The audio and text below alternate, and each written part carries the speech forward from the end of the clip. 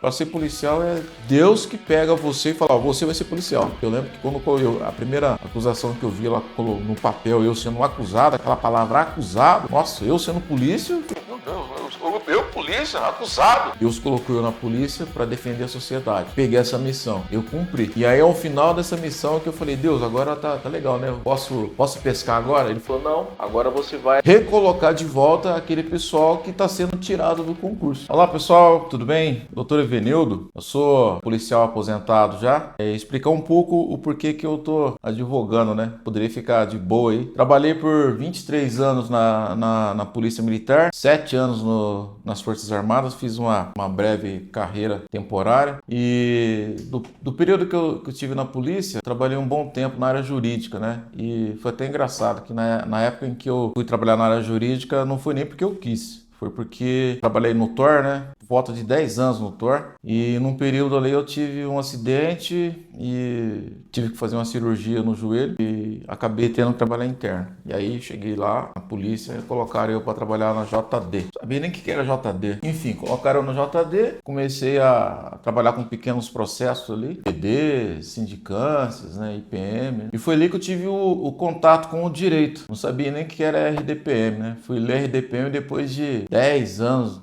quase 15 anos de polícia, aí que eu fui ler o RDPM. Acabei pegando até o gosto pela leitura, né? Que todo o processo que eu pegava, que eu iria fazer alguma inserção de algum documento, eu acabava lendo o documento e lá tinha uns artigos, né? E aí comecei a ler o RDPM, comecei a ler o Código Penal Militar, né? Entender o que era o IPM, o que era um IP, PD, sindicâncias, né? Eu via nascer a sindicância ali, enfim. Aí eu acabei pegando gosto pelo direito e estando ali na JD eu entrei na faculdade, né? Mas minha paixão pelo TOR, né? Que é o tático da Polícia Rodoviária, não ficou de lado, né? Que eu, em determinado tempo, eu acabei voltando pro TOR para trabalhar na rua. E eu até falava com o pessoal com que eu trabalhava no TOR, né? Existe na época lá o Cabo Evenildo antes do direito e o Cabo Evenildo pós o direito. Porque antes do direito era porra louca. Você chegava lá, fazia as abordagens, eu não levava ao pé da letra o direito, né? Levava ao pé da letra o que a gente tinha que fazer lá nas abordagens. E aí depois que eu cheguei lá, já estudante de direito, aí a gente pega um pouco leve, né? Tem que tomar cuidado com o que faz, que eu sabia que ali poderia vir um IPM, poderia vir um PD, e estando no TOR, fazendo a advocacia, já estudando, de graça eu levei 2 IPM, né? Enfim, consegui me defender, eu mesmo me defendi lá no meus IPM, né? O que me chamou a atenção também, legal para trabalhar com o direito, é que teve uma época que eu estava fazendo estágio. Aí teve um polícia que nos procurou lá no escritório para fazer uma defesa dele. Na época era para fazer sobre transferência, né? Era pelo artigo 130 da Constituição Estadual. A polícia se formou, né? Ele era cabo, ele foi fazer o Cefap. Logo que ele se formou, ele pediu transferência porque o filho dele, ele estava trabalhando na capital e pediu transferência para o interior porque o filho dele estava acometido de um câncer, né? Tinha uma filhinha acho que de 3 ou 4 anos de idade, não me recordo. E aí ele foi pelas vias administrativas, né? Pediu e simplesmente foi um não para ele, né? Não, você formou agora, você sabia disso daí, entra na fila e espera. Aí ele procurou a gente e aí explicou a situação dele, né? Eu gosto da área de constitucional. Aliás, na Polícia Militar, quando você entra para trabalhar, para fazer o curso, né, de polícia, uma das primeiras matérias que nós temos é direito constitucional. E ao longo da carreira toda, qualquer curso que você vai fazer, curso de cabo, sargento ou algum outro a gente chamava de reciclagem, você vai fazer alguma área do direito constitucional, tá lá. Acabei pegando um gosto pela Constituição, né? Até na faculdade, acho que eu li a Constituição umas 3 vezes. Acho que foi o único que li a Constituição inteira na faculdade. Enfim, aí o polícia falando da situação dele, eu falei, nossa, cara, o pessoal aí pegou pesado com você, hein? Foi até, tô indo contra a Constituição, né? Direito de família, coisa e tal. E aí eu peguei e, poxa, eu fiquei acho que uns 15 dias, brincadeira, hein? Fiquei uns 15 dias montando a inicial do polícia. Colocando a jurisprudência, né? Toda hora eu lia lá, não, aqui não tá legal, vou melhorar aqui, melhorar naquele jeito ali. Enfim, aí quando eu protocolei a inicial dele, eu lembro que eu protocolei na sexta-feira, já no finalzinho da tarde, eu protocolei a inicial na sexta-feira. E aí, pessoal, o que foi legal? No sábado, o juiz leu e no sábado ele determinou, né, que na segunda-feira o polícia fosse transferido para onde ele pediu, que eu coloquei lá exatamente o batalhão que ele queria e a companhia que ele queria. E o juiz determinou para que ele fosse transferido exatamente para onde ele estava precisando. E na peça eu argumentei muito bem isso aí sobre a real necessidade que ele estava para a transferência dele, né? Ele não estava querendo porque ao bel prazer dele. Havia uma real necessidade da filha dele, né, que estava cometida de câncer e tal. Trouxe muito o que estava na Constituição e fui muito de encontro com o que a própria administração da polícia estava negando para ele. E aí, detalhe, né?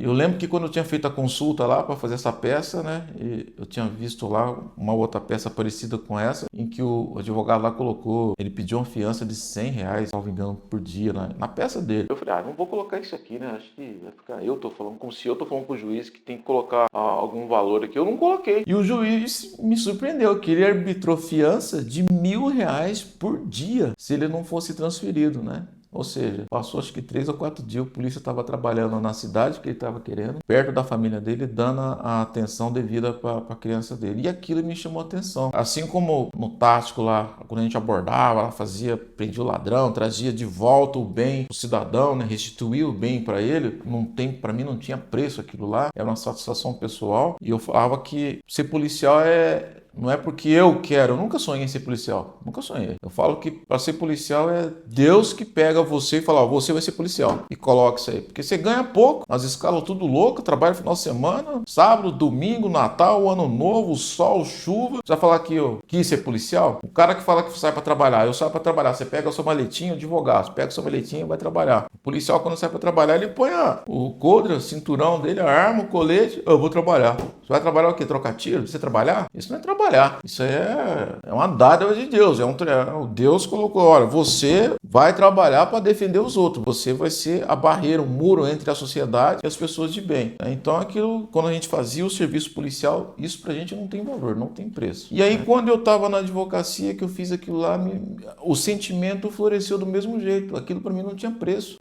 Independente de quanto o policial ia pagar pra gente ou não, para mim não tinha preço. Mas o direito dele ser efetivado naquilo que ele estava precisando, né? Naquela situação. E numa situação em que a administração simplesmente negou para ele, não vai entrar na fila. E ele explicando, né? Fez o documento todo pedindo e a administração não vai. E aí a gente teve que entrar para o juiz, né? Fazer uma ação judicial para o direito dele ser de fato concretizado. Aquilo para mim não teve preço, não tinha valor. Aquilo me chamou a atenção, a vontade de ser advogado e a vontade de trabalhar para os meus, né, os policiais, me afloreceu. E por isso que hoje eu sou advogado, porque há um tempo atrás eu estava do lado de vocês, sendo policial, trabalhando, defendendo a sociedade, usando a mesma farda que vocês. E por situações adversas, como desse policial que pediu uma transferência simples, uma coisa administrativa sendo negada, e o cara fica sem saber por onde correr. Você socorreu o direito, né, para poder ter o seu direito garantido. E eu estando agora desse lado aqui sendo advogado, eu consigo enxergar as dificuldades do policial, sentir na pele o que vocês passaram. Eu fui preso, respondi IPM, respondi PD, sindicância, tudo isso eu passei. Estando na polícia também, na área do direito lá, eu fiz sindicância, fiz IPM, a IP, né, contra os colegas de farda lá e ajudava o que dava para ajudar, o que não dava para ajudar, paciência. E eu sei como é que é isso aí.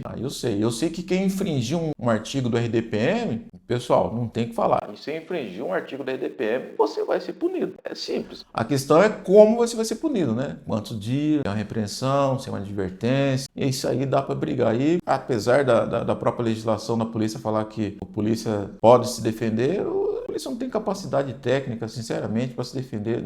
Nós mesmos somos advogados hoje. Se eu tiver que responder algum processo, eu vou contratar um advogado. É mais fácil, ele está de fora, ele consegue enxergar, do que eu estou dentro aqui e tentar me defender. Eu estou eivado de vícios na minha defesa. Não vai dar certo. Isso não vai. Então, você tem que colocar para um profissional para que, de fato, ele possa exercer o justo postulante, né? E o polícia é a mesma coisa. O polícia lá na JD, lá na hora de se defender, que jeito que ele vai se defender? Ele está eivado de raiva. Ele está sendo acusado de uma coisa que, às vezes, na concepção dele, ele não cometeu aquela transgressão disciplinar. E é chato, né? Que quando vem aquela peça acusatória, né? Vem lá mesmo falando, né? O polícia, acusado, não sei o que. Eu lembro que quando a primeira acusação que eu vi lá no papel, eu sendo acusado, aquela palavra acusado, nossa, eu sendo polícia, eu falei, meu Deus, eu polícia, acusado. Enfim, é chato. Aí você fica lá, chega na audiência lá, tem um capitão, tem um sargento, tem um tenente, a polícia vai tentar se defender. É dado o momento para você se defender. Tem 10 minutos para você se defender. A polícia não consegue, é mais fácil ele se afundar. Então é nessa hora que eu me solidarizo com vocês e sinto que eu posso ajudar. Poderia estar em casa de boa, assistindo Netflix, tomando uma cervejinha, jogando dominó no bar. Não, mas eu tenho idade, tenho capacidade técnica, tenho experiência para ajudar meus companheiros de farda. E é isso que eu vou fazer. Paralelo a isso, o escritório R. Silva Oliveira Advogados, a gente trabalha também com ingresso em concurso. Aí eu falo que é Deus de novo, né? Deus colocou eu na polícia para defender a sociedade. Peguei essa missão, eu cumpri. E aí ao final dessa missão que eu falei, Deus, agora tá legal, né? Eu posso pescar agora? Ele falou, não, agora você vai recolocar de volta aquele pessoal que está sendo tirado do concurso. E aí estamos aqui, né? Então eu advogo também para recolocar os cidadãos aí que quer ser policial. Novamente, ser polícia não é para qualquer um. E quando esse cidadão ele presta concurso público, ele entra e por algum motivo ou outro ele é retirado do concurso público, pô, já é difícil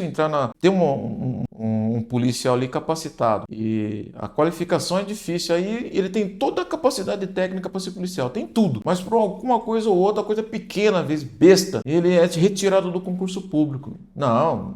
Tá errado isso aí. Vamos recolocar você novamente aí. Vamos colocar, você vai ser polícia. Era um sonho seu? Então a gente vai colocar você. Deus deu uma missão para você, assim como ele deu para mim. Nós vamos reconduzir você. Você vai ser policial. Nós vamos verificar e vamos colocar você no seu devido local. Já estive na ativa, sei muito bem como é que é. Estou aqui agora como advogado para ajudar os companheiros. Vamos focar. Tenha fé que tudo vai dar certo para vocês, beleza? Se vocês quiserem entrar em contato com a gente, acesse o link, se inscreva no canal. Se tiver alguma dúvida, alguma pergunta ou alguma sugestão também para que a gente possa fazer um vídeo no futuro aí, faz um contato com a gente. Pode deixar sua dúvida, sua pergunta, que assim que a gente puder, a gente volta a responder a vocês, beleza?